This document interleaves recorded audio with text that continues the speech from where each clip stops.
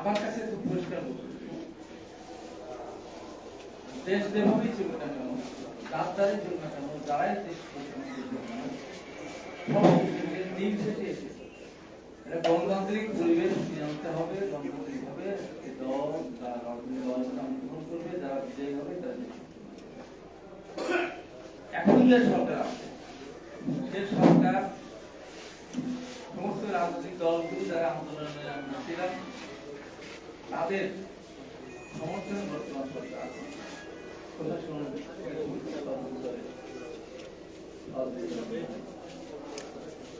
আমার মাঝে মাঝে মনে হয় যারা ক্ষমতায় আছেন তারা ভুলে যান যে তারা কিভাবে ক্ষমতায় আসেন।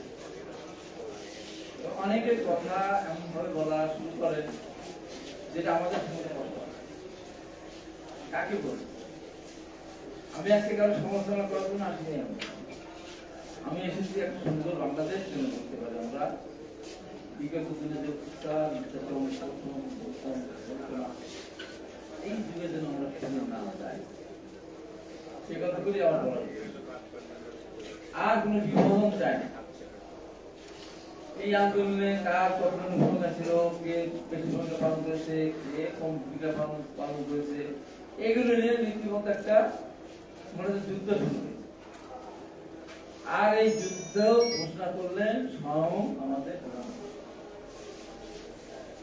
উনি জাতিসংঘে গেলেন ইন্টারন্যাশনাল একটা অনুষ্ঠানে, উনি দুইজন ব্যক্তিকে পরিচয় দিয়ে বললেন এরা বাঁচান না, উনি কষ্ট পেয়েছে,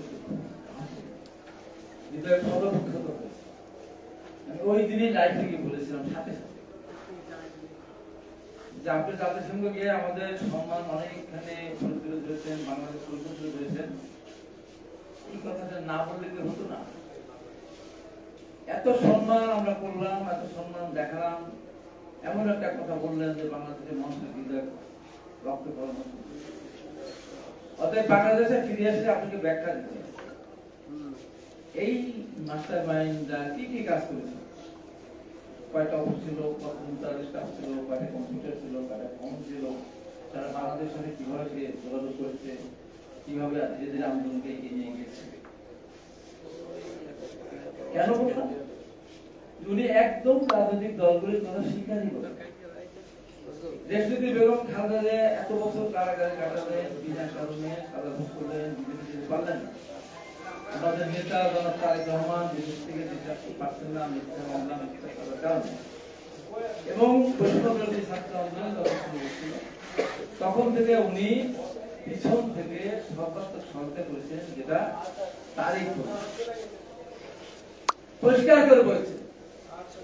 এই আন্দোলনে সবচেয়ে বেশি গুরুত্বপূর্ণ ভূমিকা পালন করেছেন কেন্দ্রীয় ভারপ্রাপ্ত চেয়ারম্যান জনাব তারেক রহমান।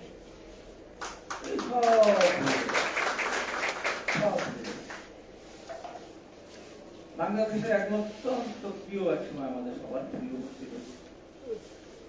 তিনি বলে বসলেন আওয়ামী লীগকে রাজনীতির মাঠে আসতে দিতে হবে, তাদের নির্বাচন করতে দিতে হবে,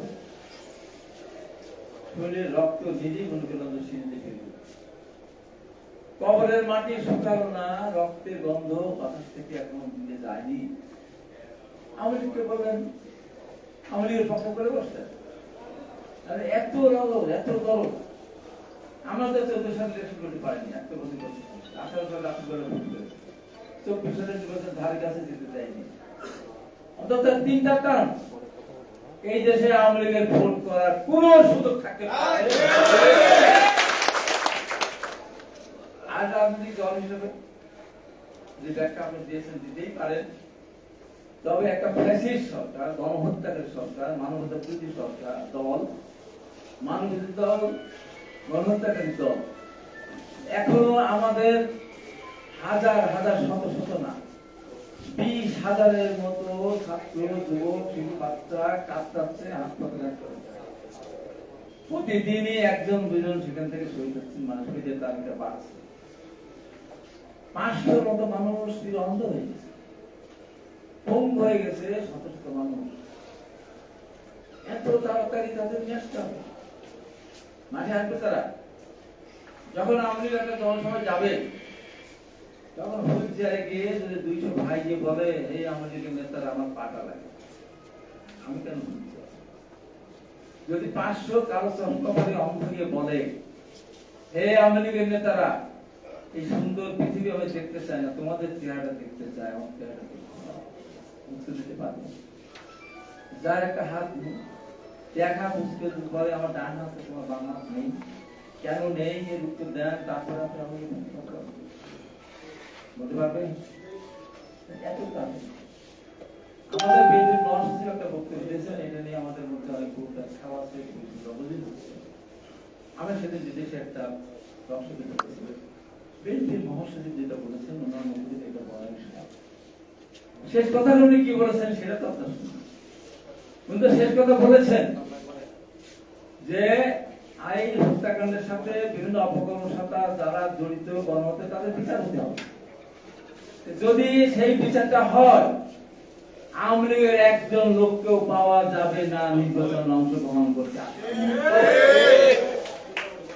একজন লোককেও পাওয়া যাবে না। সরকার যেমন বলেছে আমি আওয়ামী লীগের সভাপতি হিসাবে আমি বাংলাদেশে আওয়ামী লীগের রাজনীতি করতে চাই, একজন লোক পাওয়া যাবে?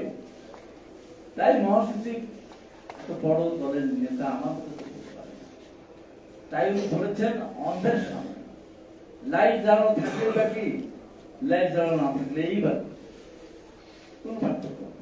তো মহাসচিবের বক্তব্য তাই ওদের নির্বাচনে আসতে বললেও বা দল করার সুযোগ দেওয়ার কথা বললেও ওদের আসতেই পারবে না, আসার তো কোনো সুযোগই নেই।